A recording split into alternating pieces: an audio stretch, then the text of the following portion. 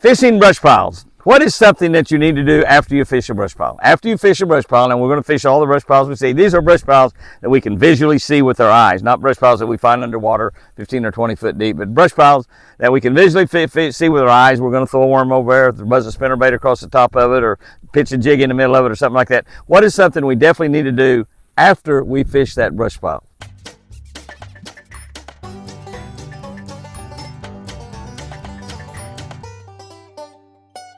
Good morning, guys and girls. October 9, reading from the Catch of the Day book on the Catch a Better Life channel on YouTube. Jimmy Houston Outdoors, all capital letters. Please, please, please share this with your friends.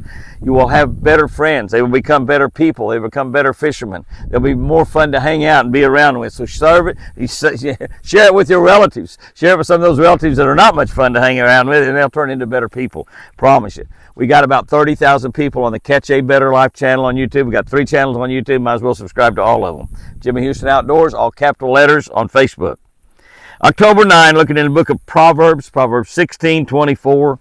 You know how I love Proverbs. I think they should teach Proverbs in school, starting about the 1st or 2nd grade and teach them all the way up through college. Proverbs 16:24, because it'll just tell you how to live your life. Every day it'll tell you how to live your life. This one here is great. Pleasant words are like a honeycomb, making people happy and healthy.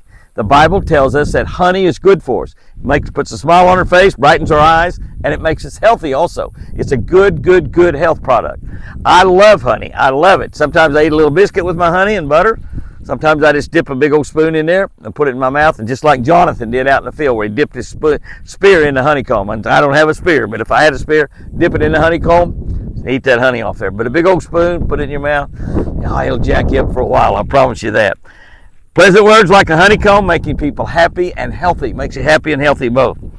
One of the key things to remember about a brush pile is that the brush pile usually spreads out farther around, both down and out, than you might really think. Just whatever you could see, you will need to fish it. When you see it, you need to fish it.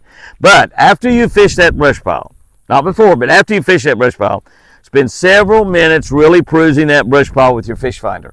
You want to really peruse it. You want to, if it's deep enough, you can go over the top of it. You want to go over the top of it and look at it. You want to go all the way around the edges of it. You got forward-facing sonar. You want to scan all out, see if you can find a piece of brush a little further out. If you can find brush that goes out and sticks up, something like that.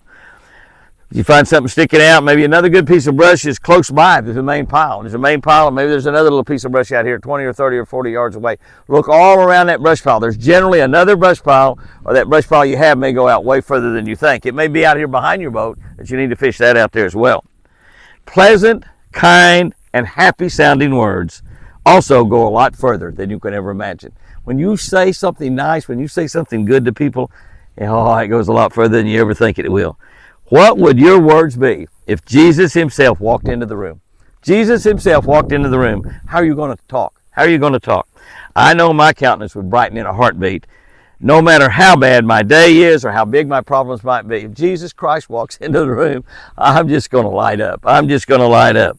Well, can I tell you, he is in the room right now. He's in the room right now. If you're in a room and there's one Christian in that room, Jesus Christ is right there in their heart. His Holy Spirit's right there. So if there's one Christian in the room, and you might be that Christian, you might be the only Christian in the room, your countenance should be bright. It should be shining. Your words should be gracious. Your words should be encouraging. Your words should be happy. And you're going to make other people happy and healthy at the same time. Here's our tip for today. This tip right here is something we really need to learn how to do a long time ago. We read these on paper, topographical maps. Learn how to read and interpret topographical maps, topo maps we call them. My buddy Roland Martin was the best I've ever seen at it. He could take a topo map and look at it and just start picking out really good places to go fishing.